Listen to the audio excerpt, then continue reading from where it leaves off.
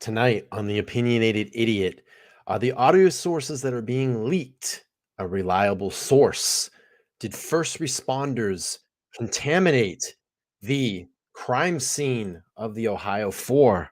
We're also going to talk about the questions that I have about DM not calling the police. We'll get into that. I'll be back in 60 seconds.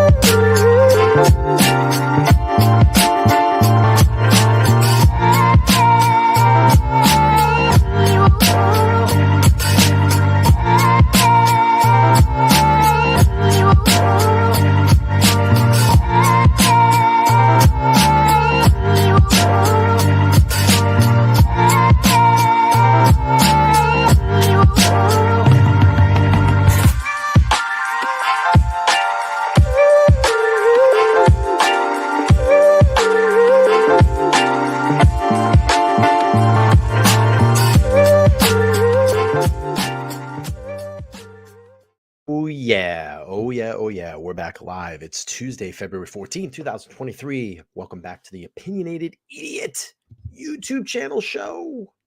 It's Valentine's Day. I want to wish everybody a happy Valentine's Day out there. I hope everybody's well and healthy. I'm feeling a little sick. Tonight. Started to feel a little sick yesterday. Got a little throat thing going on. I did test for the old C, but it's not the old C19.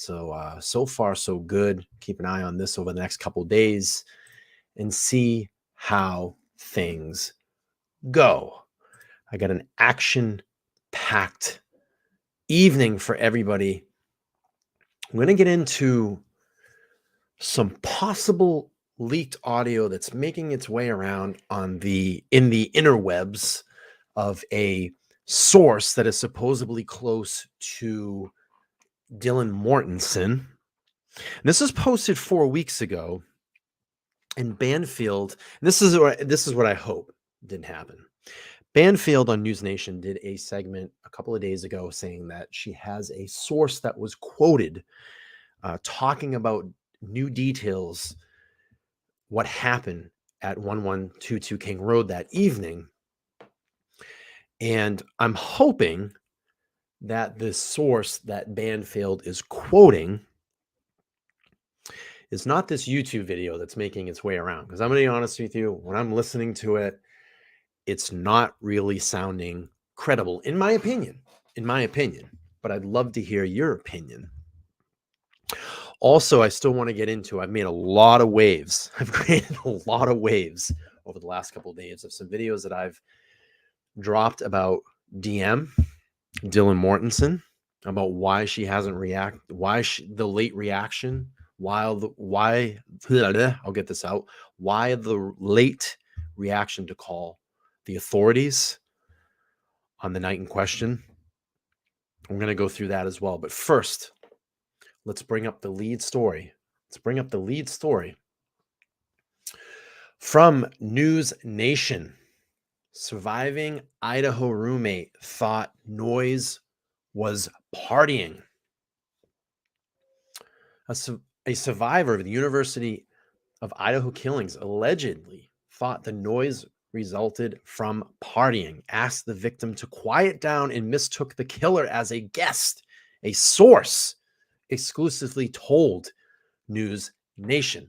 The source spoke directly with surviving roommate Dylan Mortensen, who allegedly yelled about the noise heard during the killings because she mistook it for partying. We're going to get into this. Because I still have a lot of questions. And here's the thing. I don't want to think that every time I come live on the air or I talk about this, that I have to keep explaining myself about this, because I shouldn't. So I'm going to explain one more time. Unsealed PCA is out there. It gives us some facts about what happened in the case. It gives us some statements from DM. That is put out there in the ether. It's put out there in the public. I'm a strong supporter of the First Amendment. I think we have the right to talk about things. We have the right to discuss things. We have the right to give our opinion. And that's what we do here on the Opinionated Idiot YouTube channel. So after today, I'm no longer going to explain why I continue to talk about this. But don't worry, for the people that have been angry at me over the last couple of days, we're going to play both sides of the story tonight. I have some things that I wrote up. We're going to pull those up in a little while here and get into that. We'll look at both sides, I guess, at the flip of the coin. But anyway, we'll read on through here. Mortensen allegedly first heard noises around 4 a.m. So 4 a.m. would put the DoorDash. That would just be right around the DoorDash. She opened the door and yelled, "Calm down. You're being loud, and I'm trying to sleep." She then closed the door and locked it, according to the source. Later that night, Mortensen heard more noises. She opened the door, saw the killer walking down the hall, but she was frightened. She assumed he was a guest of the other roommates that were partying, according to the source. The new details slightly contradict initial reports in the affidavit released in January. Police said a roommate heard noises inside the house and opened her door to find a man, quote, clad in black clothing and a mask with bushy eyebrows. As the witness stood in a, quote, frozen shock phase, the man walked towards the backsliding glass door. She locked the door in the room. She said she did not recognize him, according to the affidavit. Now, listen, I don't know how many people walk through your house clad in black with a mask covering their face, someone that you wouldn't recognize, and just, briskly walks through the house and goes right out your sliding glass door like not a care in the world. I mean, it doesn't happen in my house on a regular basis.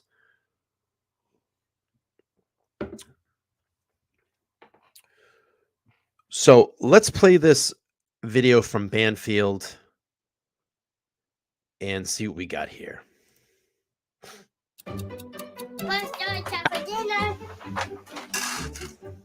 Donating pet food can keep families together.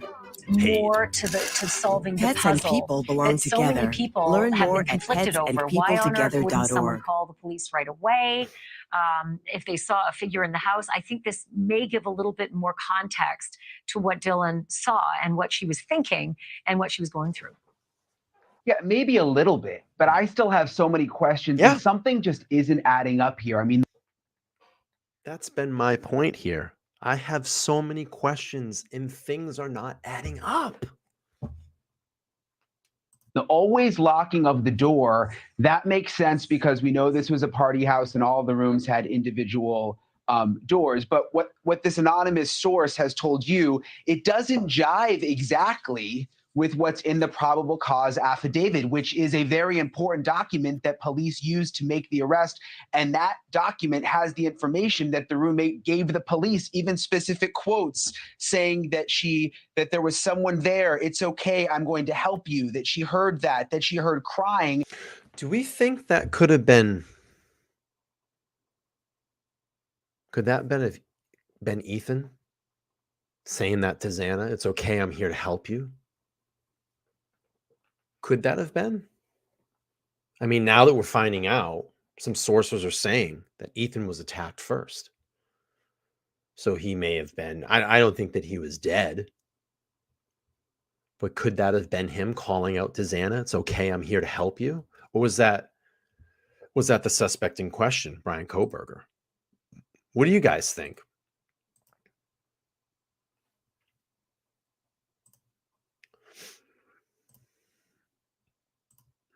Just going to take care of some quick business here. Hang on one second. So could that have been Ethan that said, it's okay, I'm here to help you? Let's play this. And then perhaps the most important thing, Ashley, that doesn't seem to jive with this new information, she said, quote, that she was in a frozen shock phase. A frozen shock phase. I don't understand how that matches up with her just thinking that, that there was partying going on in the house. So it's a really good point. I was trying to sort of make sense of that as well. And I can say this about all the probable cause affidavits that I've read. They are just a skinny little piece of the picture, and there's very little. And I've been saying that all along. What we've seen in the PCA is not all the evidence in this case. What we see in the PCA is not going to be the whole story that gets told in this case. When it goes to trial, there's going to be a lot more evidence. And I've said this many of times on my live shows. Why would the prosecution play all of its cards like this for the defense to see? Here you go. Here's all the evidence. Here's the whole story. It's not going to happen. We're going to find all of the details, more details that we've heard in the PCA in the search warrant, in what reported stories have been so far that have been confirmed. But you're going to hear a lot more at trial, 100% a lot more in trial. Of the full story that's in the probable cause affidavit. So I think both things can be true at the same time. She may have done exactly as the probable cause affidavit outlines, but these may have been some of the additional things that happened. And I think there's even more. Yeah. And as far as the shock phase that she's in, being a girl who is in college at 4:00 in the morning in the dark house, seeing a man all clad in black that you don't recognize with a mask on might have been a little jarring, might have been a little frightening. Detectives arrested 28-year-old. Sure, and that's respective, and that's where I said, I don't know. It's just me, man. If there's someone walking through my house that I don't recognize, that's clad in black, after hearing a bunch of noise, and they walk past you without a care in the world, with everything covered like this, and only the whites of their eyes showing and their bushy eyebrows, and they walk past you and just kind of casually stroll to the back door, I probably do one or two things. Maybe call out to someone, maybe text other people in the house, call someone's cell phone in the house. Hey, did someone just here? Saw someone spooky in the house. How about this? I'm not calling the police, especially no one's answering any of those calls. And there's been other sources out there that that DM did text and call the roommates, and there was no answer. I don't know. It just still seems all very strange to me. Very strange. I got questions. I got a lot of questions.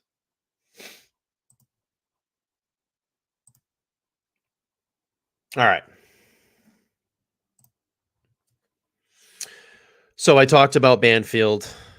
I talked about a source of a video now that's getting kind of spread all over the interwebs of a supposed close source to DM that is giving more intimate details of who, what, where, and why. I'm going to play that. I'm going to play that audio for you.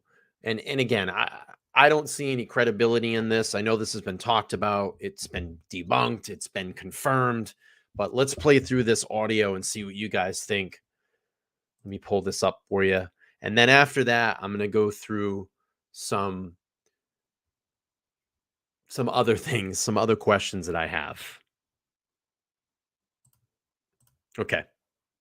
Let's play through this. Let me turn this up a little bit. Before we dive into what I'm referring to, all we know at this point is this is just someone, and this was posted, 4 weeks ago, a month ago, about 4 weeks ago. It's just a voice speaking. We don't know what this is. But they're just saying that in the base of the point of this, the feds threw Dylan Mortensen under the bus. Well, let's find out here. What do we think? Screwing or attempting to screw Dylan.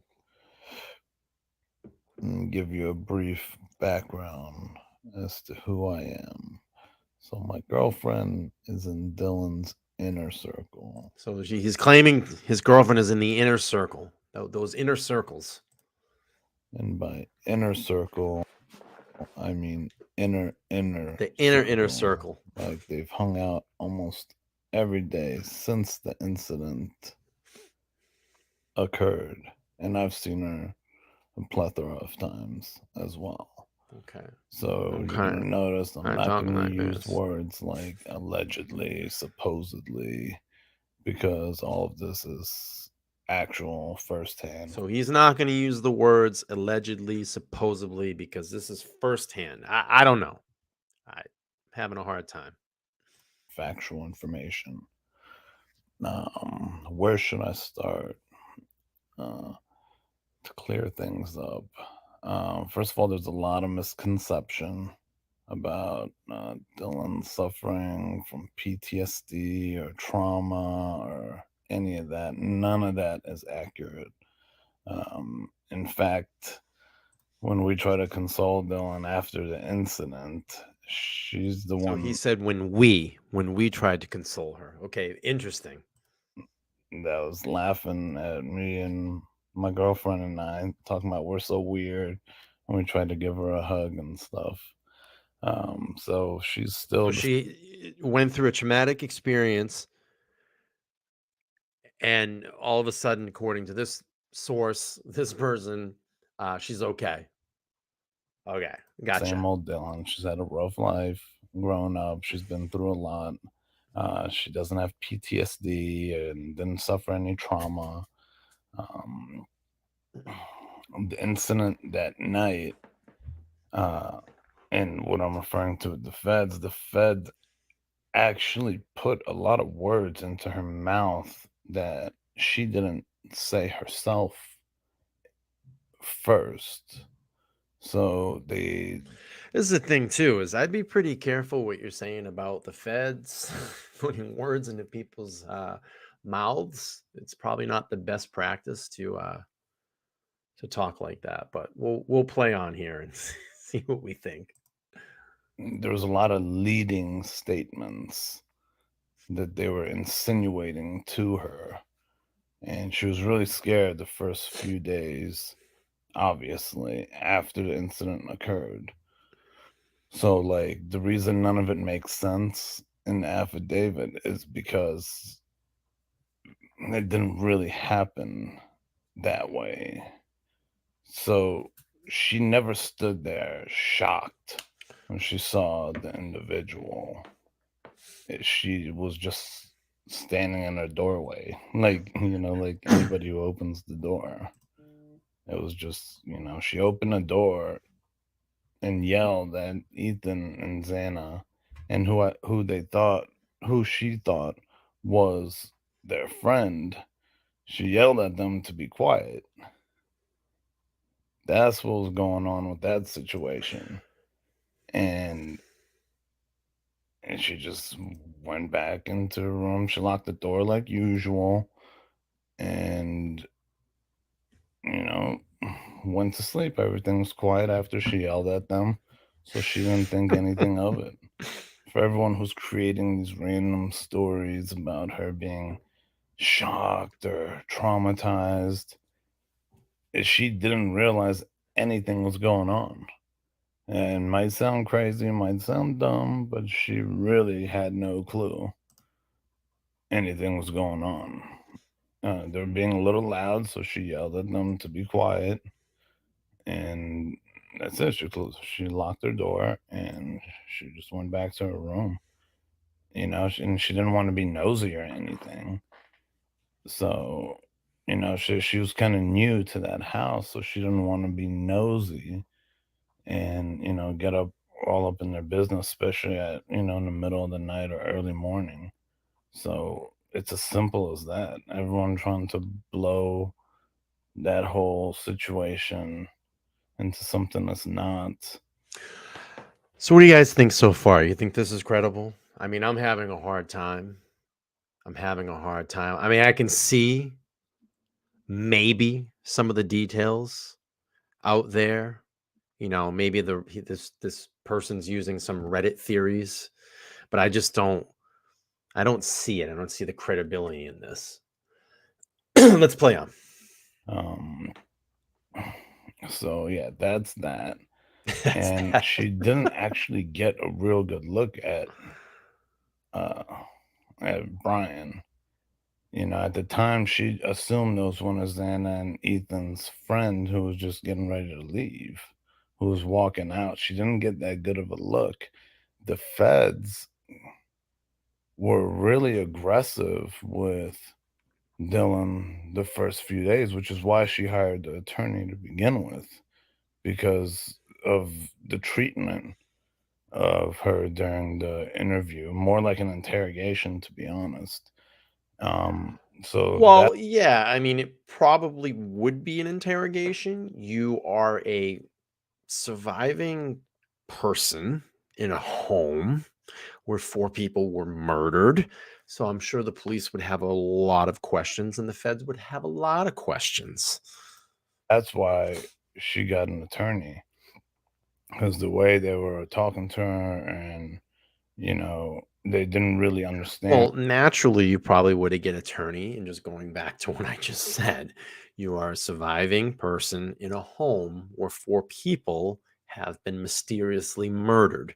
So, yeah, you probably want to get an attorney at that point. And to believe why she's the only one alive when you kind of skip rooms to get to the other 2 rooms. So she didn't really like the feel of how the interrogators or the feds were talking to her. And within like a few days after the incident, they approached her with pictures of Brian. It was like, is this the guy? Do you think this is the guy? This is definitely him, right? And they were almost leading her to believe this has to be the person. And she wasn't really sure, but they kind of put those words in her mouth. It's almost like, they were insinuating it so much to where she was like, yeah, I think, yeah, no, it's definitely him. And that's when they just kind of like ran with it. So what you see in the affidavit is it didn't play out that way. So it didn't play out that way. But this guy knows because he's in the inner circle. He's there. So Dylan's attorney and her, and actually all of us, are pretty upset at how they threw her under the bus in the affidavit.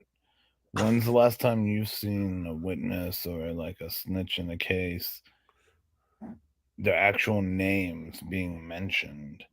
The fact that they didn't redact it.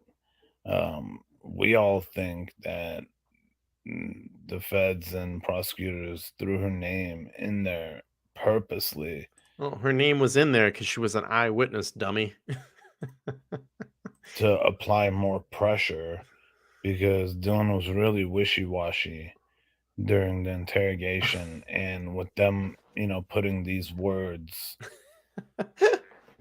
set in stone on paper, it kind of puts a lot of pressure on her now, because everyone views her as like some star witness, the star of the case. She is a star witness. She was there in the house, dummy.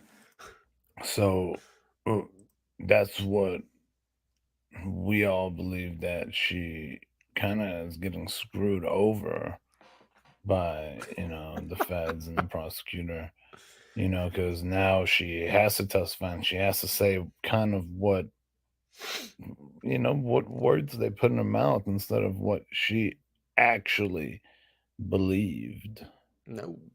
And what she actually knows happened, like with her own words, not words that were like shoved in her mouth. Oh. So yeah, her attorney is pretty upset. She's pretty upset, but at the same time, she knows that she can be a huge help in this case. So it's not like she's identifying somebody. So that absolutely makes no sense. Here, this guy just trashed the authorities, the federal agents, the whole justice system, but basically says afterwards, after trashing everybody, well, she can be a big help to this case. She knows that she can be a big help to this case. This is where I'm losing a lot of credibility in this supposed person that's in the inner circle. She didn't see. It just didn't play out necessarily like, oh, bushy eyebrows. She saw bushy He's kind of psychobabbling now. He's just repeating everything that he just said 8 minutes ago. eyebrows, But I have and was able couple to more minutes 100% when I finish this identify up.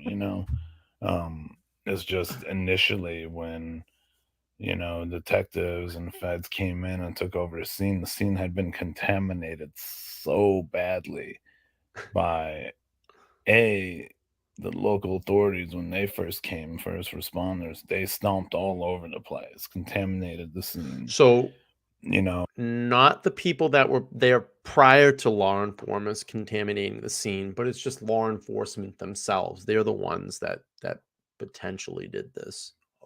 Okay. all the, other people that were at the house, Yeah. they were, walking up and down the steps, to make sure what they're seeing is what they're really seeing. So I mean, this is a scene that was really badly contaminated. So to equal the playing field, the feds feel like, having a star witness is critical here.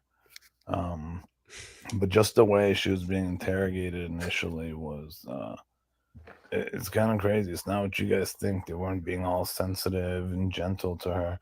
They were really accusatory and kind of, pressured, put the press on Well, her. that would be, again, it goes back to you are a surviving victim, one of two surviving victims in a home where 4 people mysteriously get murdered. Yeah, I'm sure there's probably going to be a little pressure from the authorities to turn up the heat a little bit to see if you're going to crack, either give some information or admit to what's actually happened in the house. So, again, I'm having a really hard time with the credibility of this inner circle witness. But we're going to keep playing through this. We'll finish it up, and then I have a little bit of another presentation that I want to bring up. I thought that she It's might almost have laughable. something to do with it because it just didn't make sense to them why she's the only one alive. And on top of that, didn't see anything or really hear anything. She didn't want to be nosy, didn't want to, get up in her roommate's business. She told him to be quiet. I mean, the last thing that crossed her mind was people are getting slaughtered next door and upstairs, So, I think that's pretty much everything I've covered. So, yeah, just to go over the whole, suffering trauma, she was shocked as she saw him walk past her. Like, it's not as dramatic as you guys think. Like, he was already halfway towards the kitchen and walking out. Um, And for all of y'all that are scratching your heads, yes, police do lie. They've kind of thrown everybody around the ringer through this whole case from the very start. Um, and you have to think about it.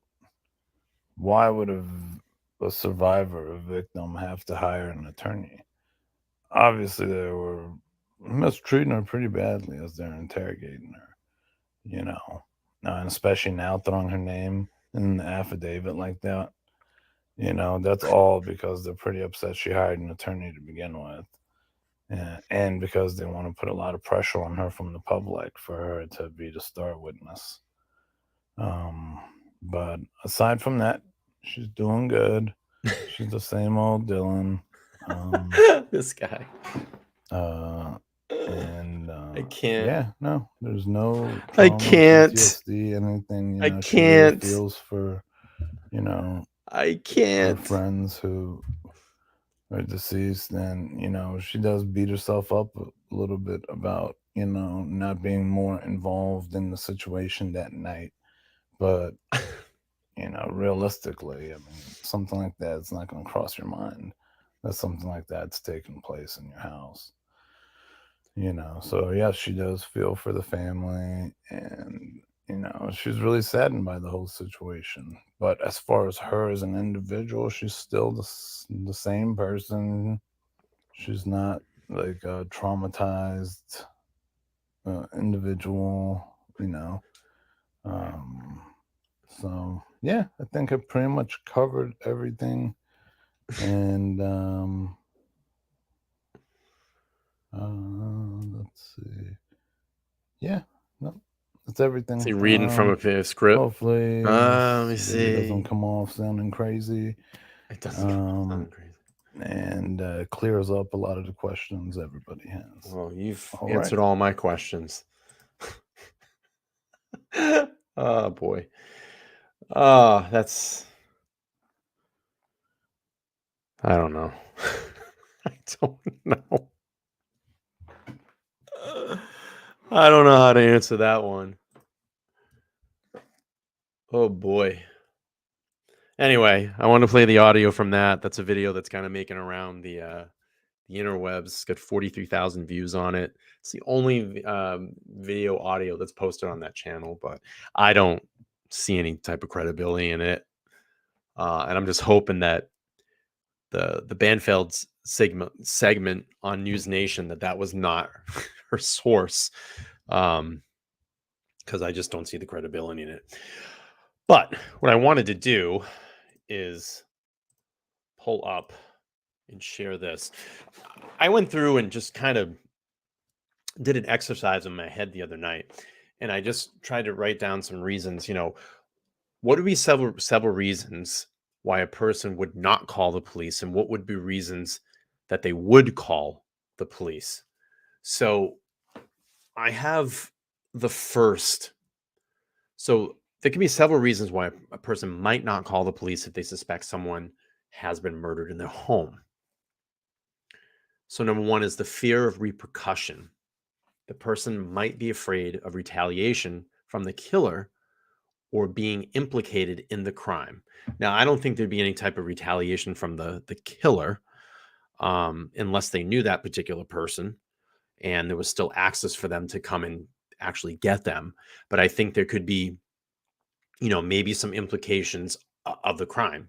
Look, you're the surviving, one of the surviving, victims and witnesses inside a home where 4 people have been slaughtered. So, maybe that implication of being implicated in that crime. Number 2, you have the protection of privacy. The person might not want the police or other authorities to know about certain aspects of their life that could be revealed during an investigation. And there's been a lot of rumors out there that this could be drug related, that, maybe Kohberger was allegedly going to the house, purchasing drugs out of that location. I think there's been some implications that the people that DM have been or are involved in were, dealing drugs or caught dealing drugs. I've seen some of those theories and some of those things put out there as well. Number 3, you have the lack of evidence. The person might not want to have enough evidence, might not have enough evidence to support their suspicion, and might fear that calling the police would result in a false accusation. That's pretty self-explanatory there. Number 4, uncertainty about the law. The person might not be aware of their rights and obligations under the law, or might be unsure of what constitutes as a crime. I think this has been pretty self-explanatory in this one. I mean, you have 4 people that were murdered in the home. Obviously, there's been a crime. The psychological reasons: the person might be in a state of shock or denial and unable to process of what happened. They might also be afraid of the emotional impact of facing a traumatic event. And that's where it could come into, maybe that's why she called her friends. Hey, I don't know what the fuck to do here. I'm all messed up. This is a traumatic event. Could you come over for emotional support? Can you come over and help me sort all this stuff out? Could be some of the reasons. Number 6, maybe a cultural or religious belief. Some cultural religions beliefs may discourage people from involving authorities in matters related to a death or a murder. I don't think that's it. That could be highly unlikely. We got the she's a kid theory. I don't technically call her a kid. She's over 18. She's an adult. Number 8, she was highly intoxicated and passed out. That theory has been thrown out there too. The noises you heard were not foreign to that house. As we know, it was a huge party home. A lot of people came and went from that house. But the thing that bothers me, and we're going to talk about this in a little bit, is we know how loud that house got. We know how many people would be in and out of that house at all times. The way that I'm seeing, the way the night of the crime is that the house was particularly, especially at 4 a.m., was particularly quiet that night. And the neighborhood was described as being particularly quiet that night. Maybe the reason because it's a Sunday night, people are relaxing, getting ready for Monday, stuff like that. And then the suspicion, obviously, that's been put out there too, is the suspicion of drug activity coming and going out of that house.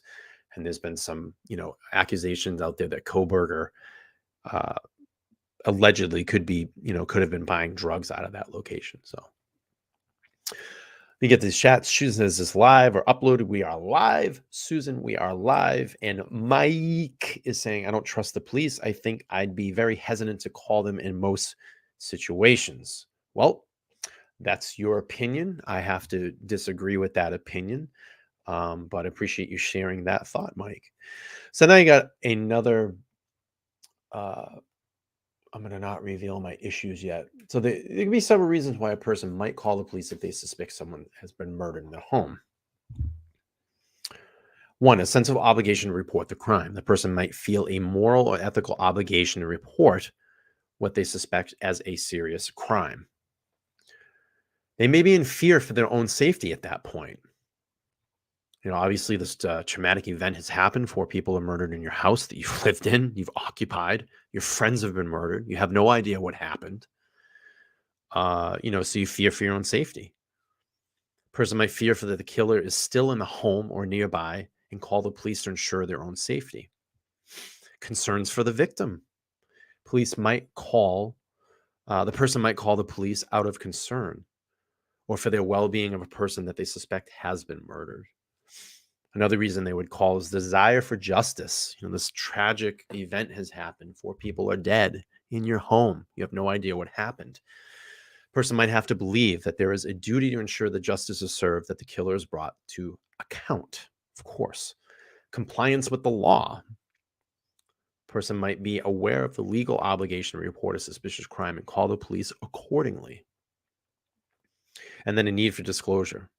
Person might call the police in order to find out what has happened and to bring closure to the traumatic event, obviously to catch the person or persons that is responsible. But with all that being said, and we played both sides of the coin there, reasons why not to call and the reasons to call. These are the issues that I still have. And these are the answers, and this is the suspicion, and this is the $1 million questions that I have. So the issues I have, number 1, the time factor. Approximately 8 hours in between the time of the murders. What happened in between those time of the murders? We know that she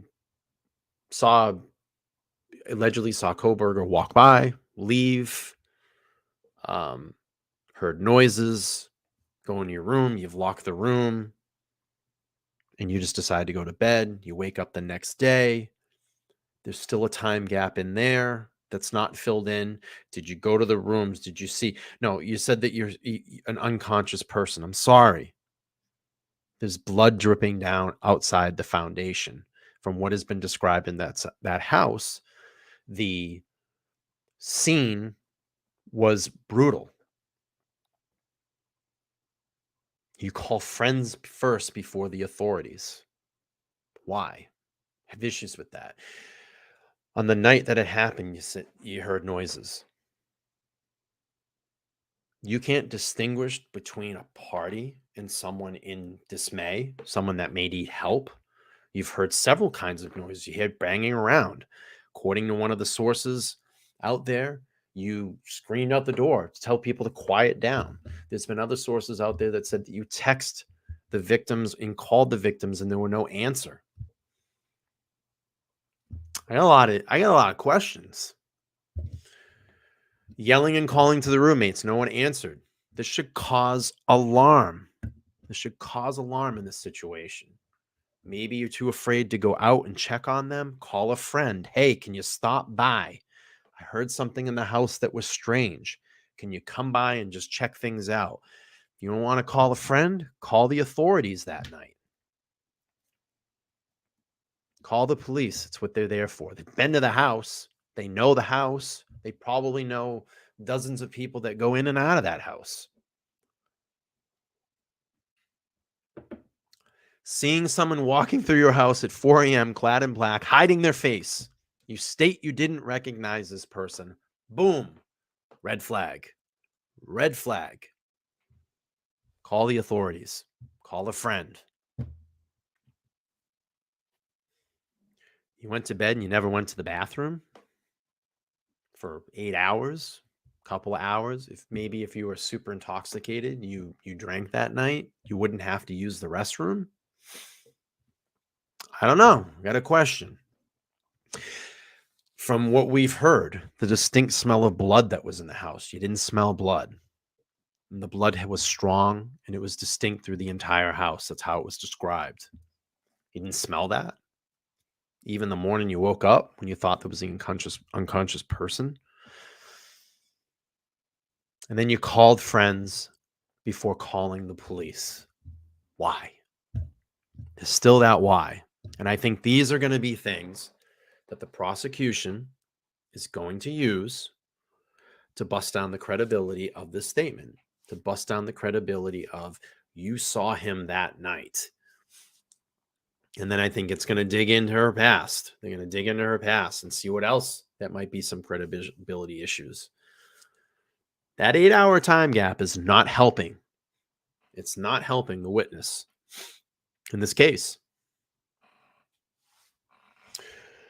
So again, I just want to leave this kind of small segment here. It's important to remember that if someone suspects a crime that has been committed, they should report it to the police as soon as possible. Regardless of their reasons for not doing so, the police can help to ensure that justice is served and that a victim's family gets the closure they need. If you don't want to call a friend, you don't want to call the police, call a family member, someone that you ultimately trust. A father, a mother, a brother, a sister, a cousin, someone. Run this through and say, hey, what do you think I should do here? That's what I would do. But again, a lot of unanswered questions. And we're able to do this. I don't have an issue with this. The PCA is out there. We've all read through it. We know the search warrant. We know the details. We know what's been reported. We're free to talk about it. And I don't know why people are getting so mad about that there's questions. People are very mad that we are asking questions.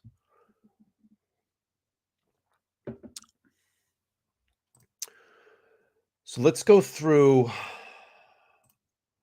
I got 2 more videos here and I'm going to wrap up the stream. Again, I'm not feeling too well this evening. I'm going to probably do another 15 minutes here and then I'll be back hopefully on Thursday evening. I'm going to take a break in between. I know the show schedule got a little messed up this evening, but normally I do Sundays and Wednesday nights.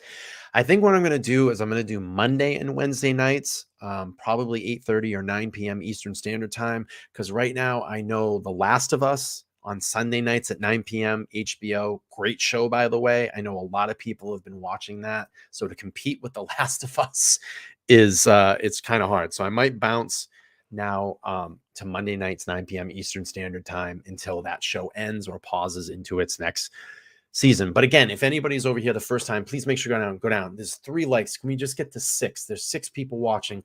Let's hit that upvote button. Just need 3 more likes, please, guys. It's really easy. Just go down there, 2 seconds. Bop, bop, bop, bop, bop. And if this is your first time over here on the channel, please make sure to subscribe and hit the bell notification. It's very important to do that. So every time I drop a new video, Or thank you for hitting that upvote button. I love you. I love you so much. I just need 2 more. There's 7 people right now in the room. 7 people. Just 3 more upvotes, guys. I appreciate it.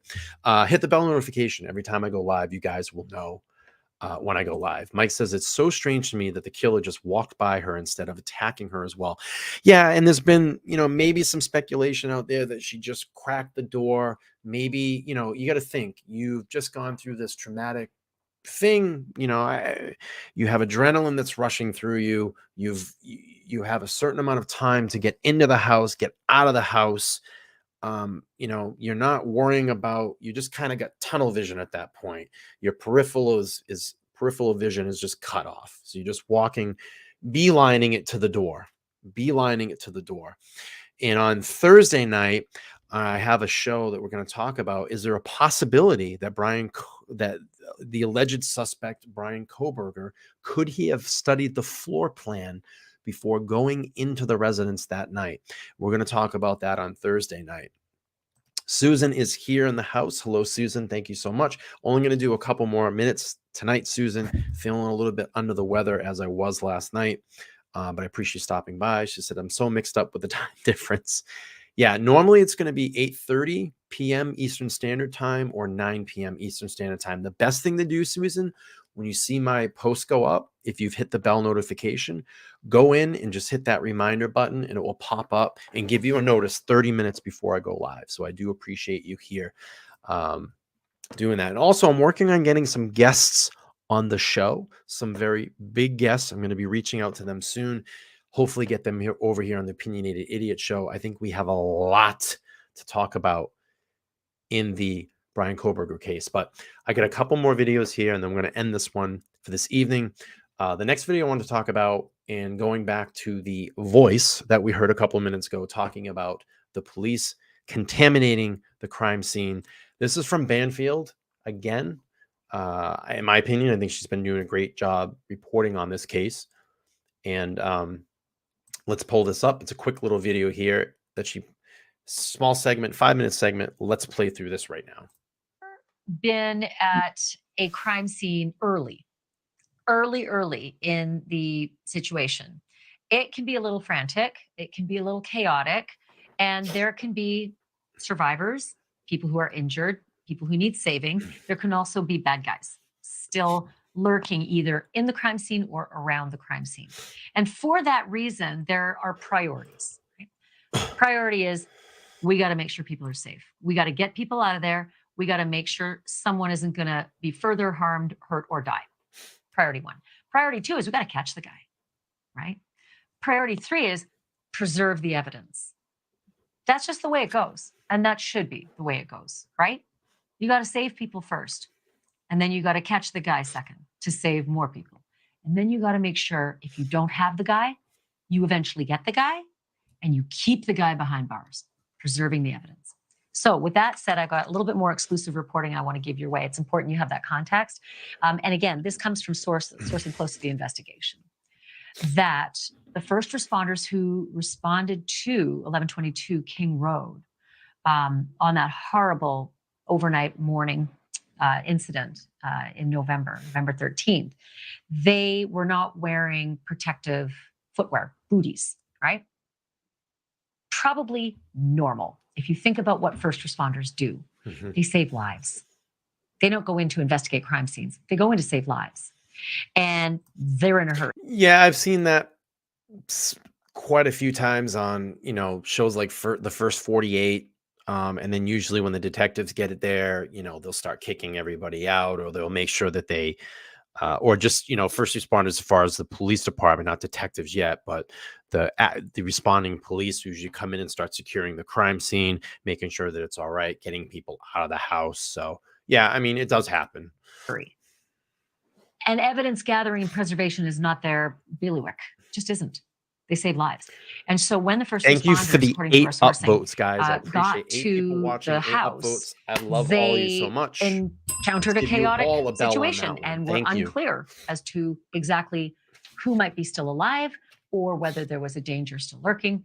And they went in fast. And for that reason, they tracked snow melting chemicals in from the driveway and parking lot into the home, and thereby potentially disrupted the retrieval of footprint evidence. So I want to bring in Larry Kublinski, who is a forensic scientist, professor emeritus of forensic science at John Jay College of Criminal Justice, and one of the smartest guys I work with on a typical day. You guys are just popping into the live stream. We've got 11 people watching right now. Just need 2 more upvotes, guys. Let's get this to 11. Let's get it to that magic number 11. Just hit that upvote button down below. I really would appreciate it. We're watching here a segment from Banfield asking, did the first responders contaminate the Ohio murder scene? Let's keep playing through this. Just need 2 more upvotes, guys. In this Please, business. appreciate that. Okay, Doc.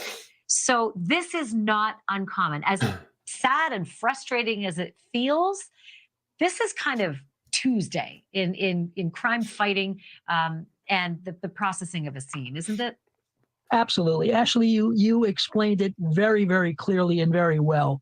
The first responders are usually police officers or firefighters or EMTs, and they're trained to save lives, to protect the living, and to make sure that if people need medical help, they get it. They're not trained to do crime scene work.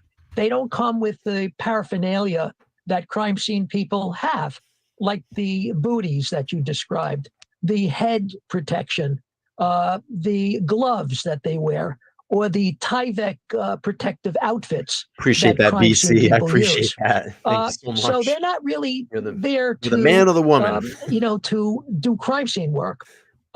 However, the first responder is really supposed to cordon off the scene and protect it from unauthorized entry. This is a big, big problem of people that go into a crime scene because they're police officers, they're high-level administrators. They want to see what's going on. They're curious.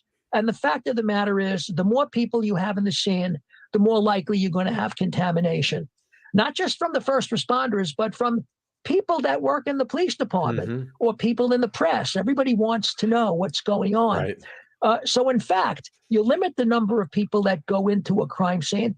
You document who goes in, who goes out, and the timing for these events that take place. And the most important thing is that the first responders notify the people that have to be there to do the investigation, the evidence collection team, the detectives, maybe the district attorney.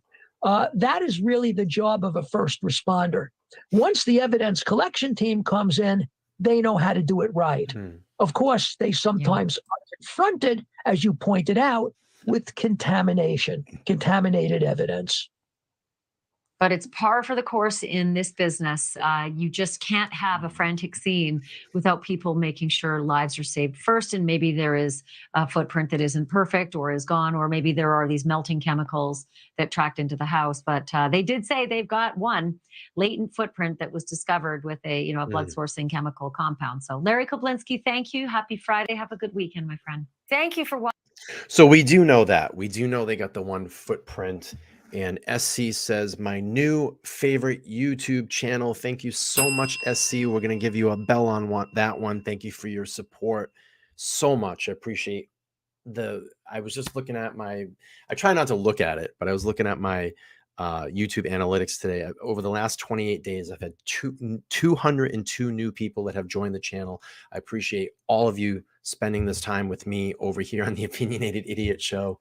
And it's been a real joy so far. And just seeing all the new faces that come over and chat, and the returning faces that come over on a nightly basis when I go live. It's a really good time.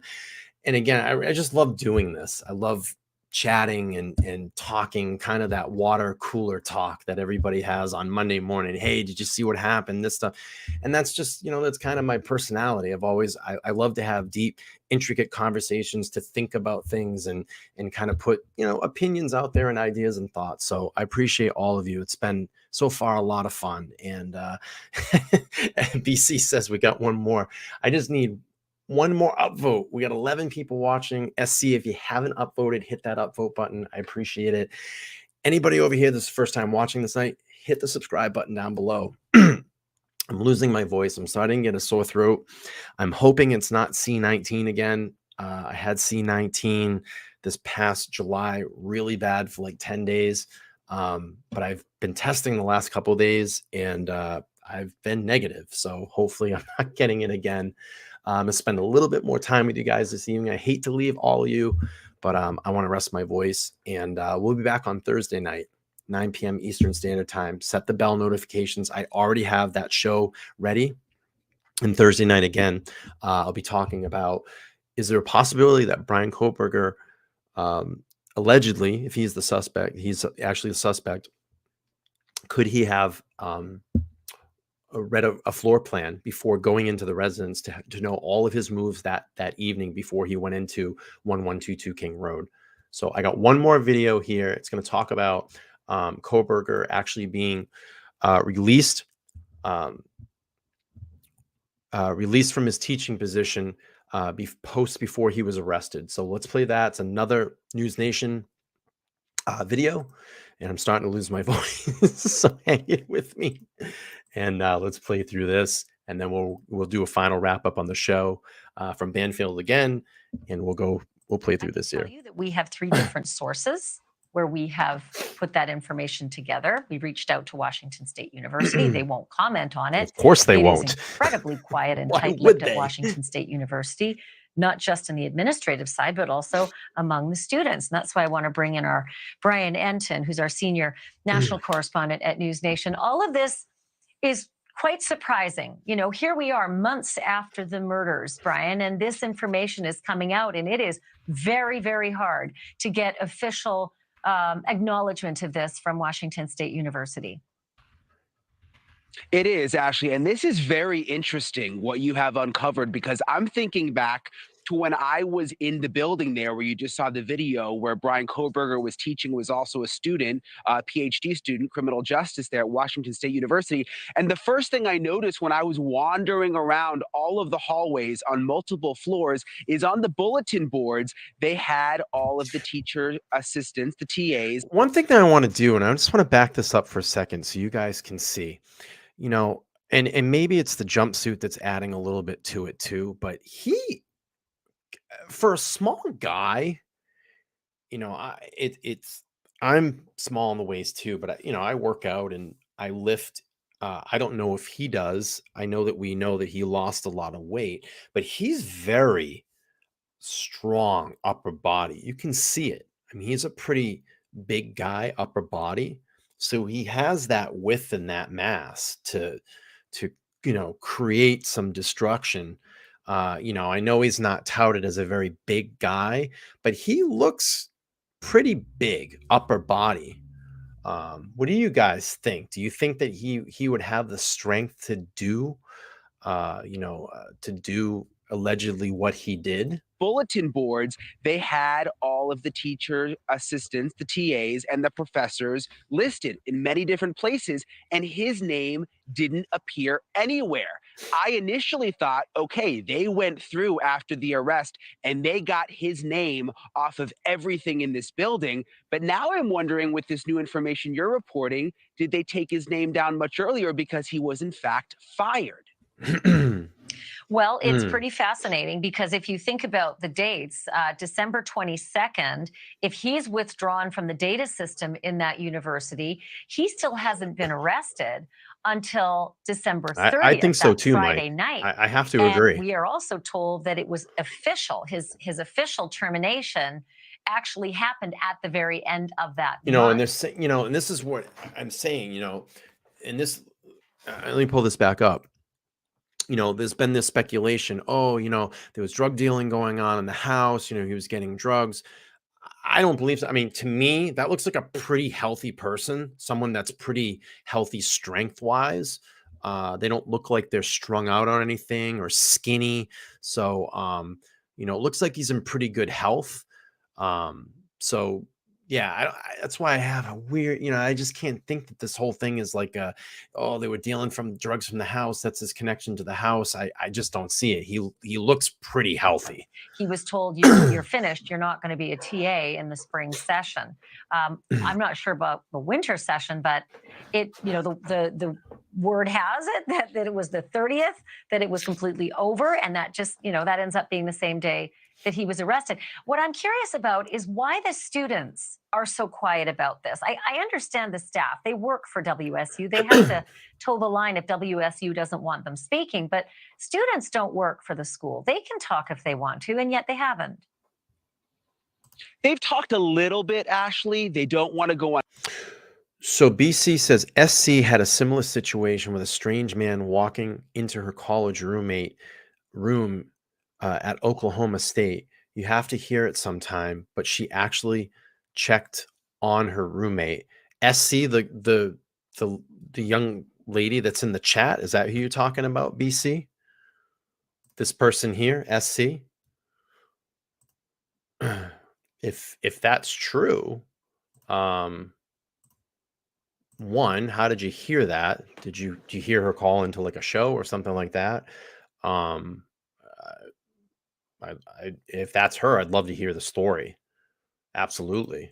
On camera when we've been on campus in the past, but they have spoken a little from what we've gathered. He was a TA of both Criminal Justice 101 and criminal law. We heard from several students along the way that he gave off weird vibes. Yeah, see, if you want to call in, feeling from him. phone number's We up also there. heard I'd love to something hear that your matched up with story. your new reporting tonight, that he was a hard grader. Wow. That at one Interesting. point, actually, there was such an issue with the way that he was grading papers that a higher level professor had to come in Hannah, thank you so and much. get Give you a involved bell in on one. that one. Thank you so much. Please hit that upvote button Brian, down there, buddy. I Appreciate remember when that original reporting broke, but I never remember anyone delineating between the grading being tougher on the women than on the men, just that he was very hard on the students. But not only are we hearing that he was grading women differently, but also that he was rude to women and that he, quote, had a sexist attitude towards women.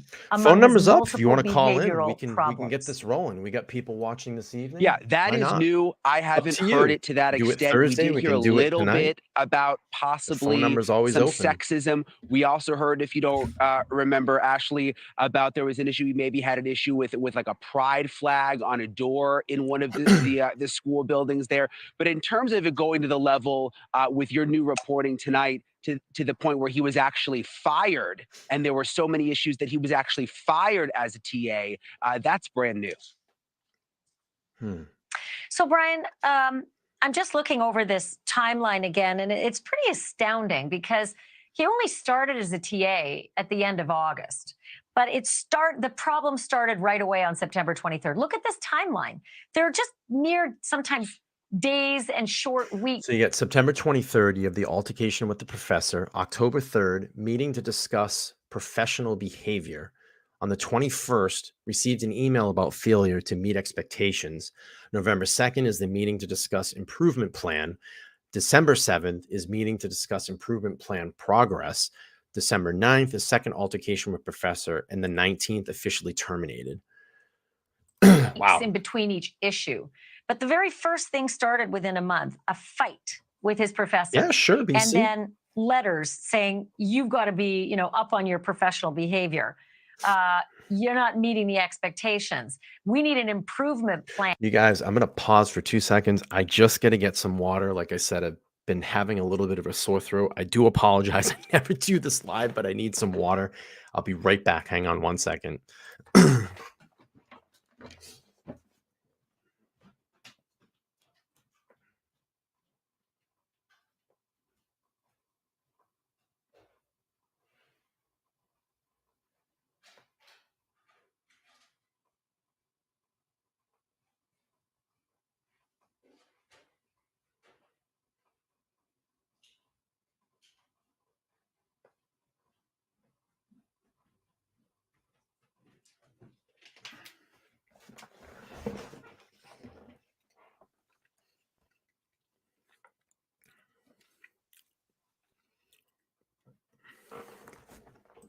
All right. Sorry about that.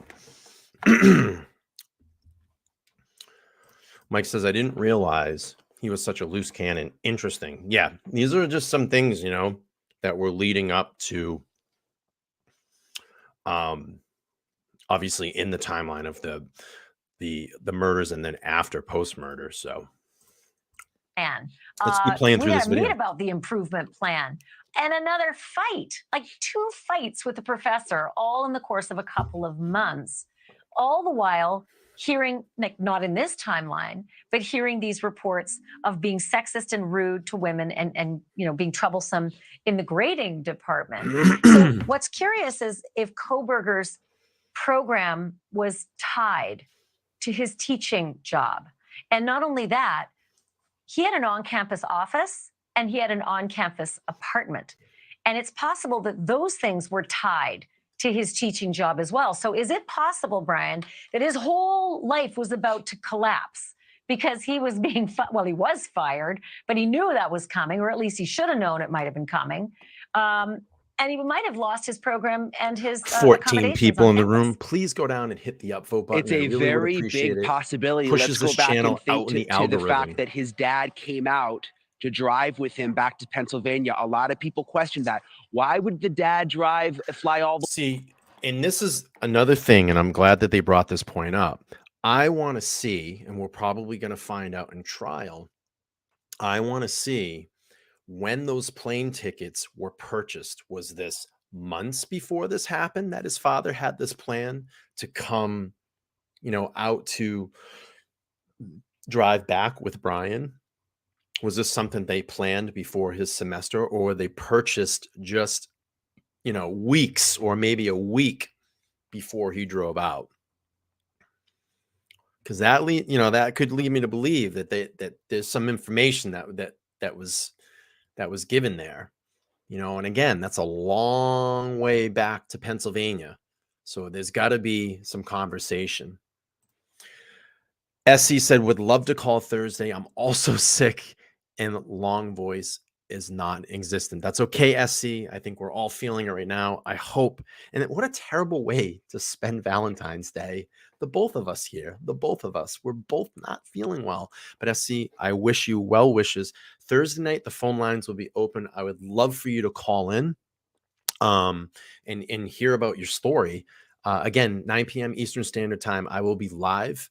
And please call in. The number's always up there on the screen, and you can call live and we'll go through that.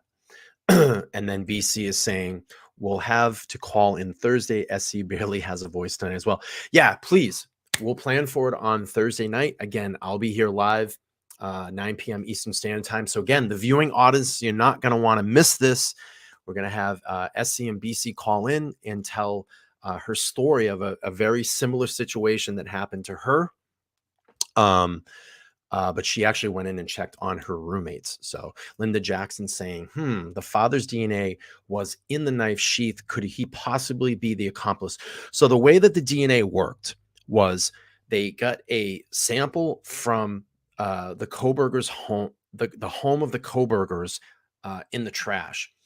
And the way that works is, I believe it was the father's DNA, or I'm sorry, I'm probably messing this up.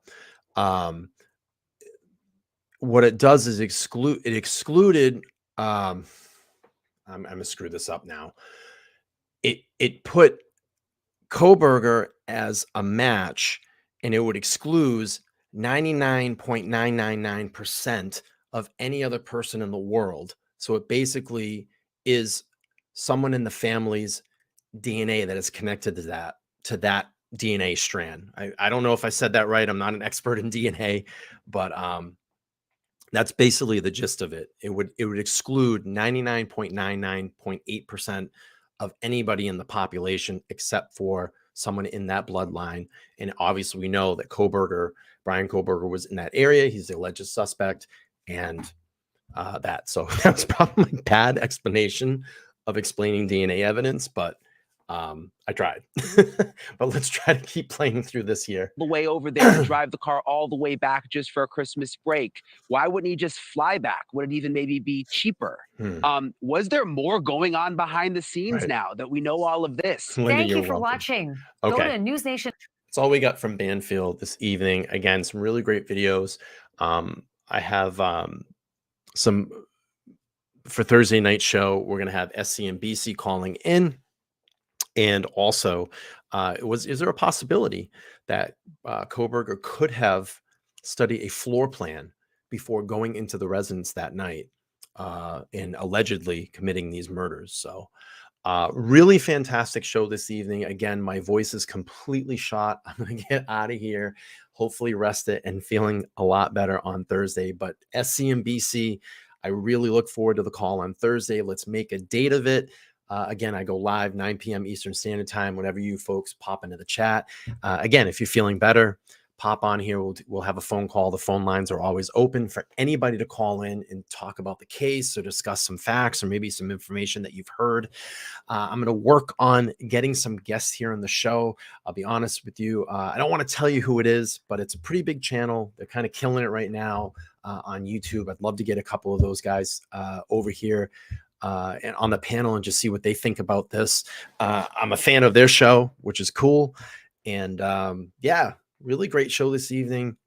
Probably going to wrap this one up, go rest my voice, and I'll be back live on Thursday evening, 9 p.m. Eastern Standard Time. Please make sure to upvote on the way out. First time over here, hit the subscribe button, the bell notification. I have monthly memberships you can join down there below for just $2 a month to support the channel. Also, I do super chats, all that fun stuff.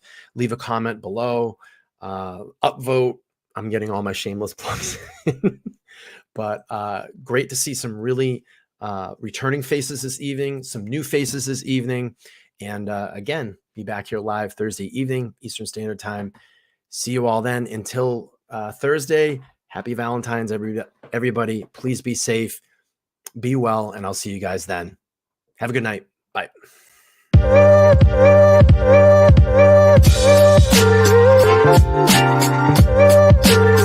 Thank you.